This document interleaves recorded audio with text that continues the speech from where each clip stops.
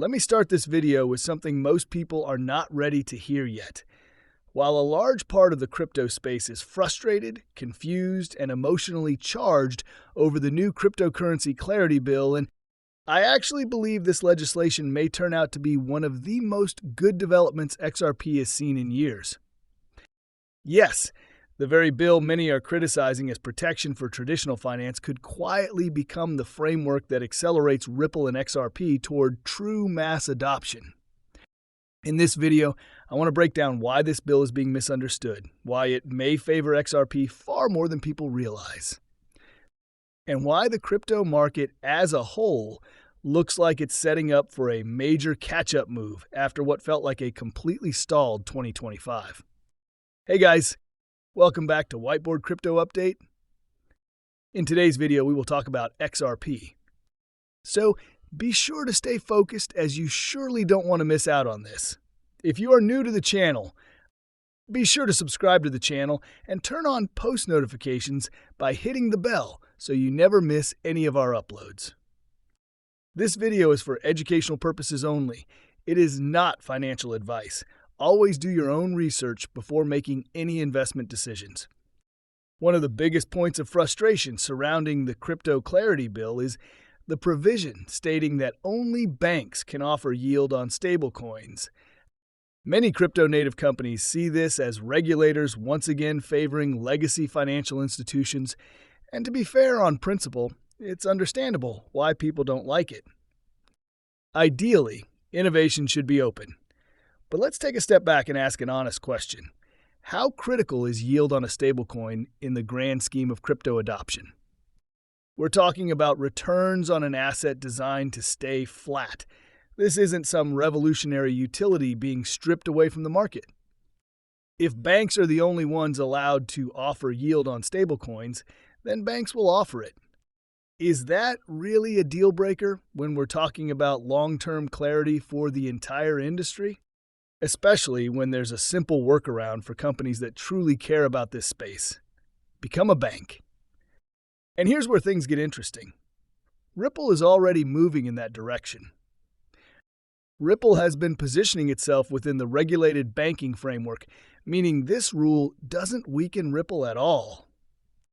In fact, it strengthens their position. While smaller players may struggle to adapt, Ripple is already prepared. This outcome was never unexpected. Regulation was always going to shape crypto in a way that rewarded compliance. It was always going to separate projects willing to work within regulated systems from those that refused. That naturally creates advantages for certain players. Products that carry systemic risk were always going to be placed under stricter oversight and handed to entities regulators trust. You don't have to agree with it, but it's logical. Looking at the bigger picture, this clarity bill represents something far more important than any single clause. It represents certainty. Whether it passes before or after political milestones doesn't really matter at this point. Too much groundwork has already been laid. Too many stakeholders are involved. In my view, this legislation is coming. It's only a matter of timing. And overall, the framework appears far more constructive than destructive, especially for assets like XRP. Another crucial aspect of this bill that hasn't received enough attention is how it treats crypto ETFs. According to the language, assets approved within ETFs are effectively treated as commodities. That's massive. It places XRP on the same regulatory footing as Bitcoin and Ethereum once it enters that structure.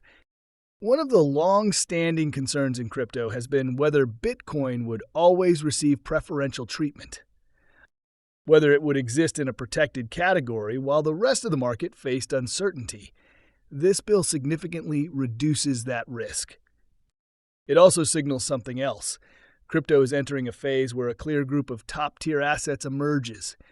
Not everything survives. Not every project gets equal access to institutional capital. Realistically, the top layer benefits the most, and XRP is firmly within that group. That's a major advantage. It rewards projects that leaned into regulation early, even when it was unpopular and costly. For years, people argued that regulation would destroy crypto. What we're seeing instead is exactly what many predicted. It's narrowing the field. Most projects won't make it. A few will dominate. XRP has been positioned for this outcome for a long time. Again and again, key narratives have been validated. Ripple's legal victories, XRP not being classified as a security, banks partnering with Ripple, institutions exploring the XRP ledger for settlement. These aren't coincidences. They are the result of a deliberate focus on institutional adoption. The reality is simple. If you understand why crypto has value, you also understand why large financial institutions want exposure to it. Faster settlement, lower costs, improved liquidity. Transparency. This was never complicated. What many people failed to grasp was that regulation wasn't the enemy. It was the gateway. Ripple understood this early. While others resisted oversight, Ripple engaged with it. That approach didn't shine during speculative cycles like memes or NFTs, but those cycles weren't built for institutional infrastructure. This one is. I recently came across a post that perfectly captures the psychological state of the market right now. It talked about Bitcoin eventually reclaiming six figures, followed by a powerful altcoin cycle. It compared today's sentiment to the years when silver advocates felt isolated and dismissed. Yet all it took was a shift in price action for everything to change. That's how markets behave. Silver is a great comparison. For a long time, silver investors appeared wrong. Price action was uninspiring, sentiment was weak. But behind the scenes, sophisticated capital was accumulating. Supply dynamics were tightening. Eventually, the thesis played out, and silver was repriced. Not because of hype, but because fundamentals demanded it. Crypto is following a similar path, XRP in particular. Delays happened, frustration built, but adoption continued quietly. Infrastructure kept improving. And in crypto, narratives don't reverse slowly, they flip quickly. A few strong moves can erase months of negativity almost instantly. Looking ahead into 2026, with regulatory clarity advancing, institutional participation growing, and ETFs consistently attracting capital, it becomes increasingly difficult to imagine this broader crypto thesis failing. Just as it became impossible to ignore silver once supply constraints became obvious, it's becoming harder to ignore crypto as exposure concentrates. Early estimates suggest ETFs alone could absorb roughly 5% of XRP's total supply within 6 months. That's not a small detail, that's a supply imbalance.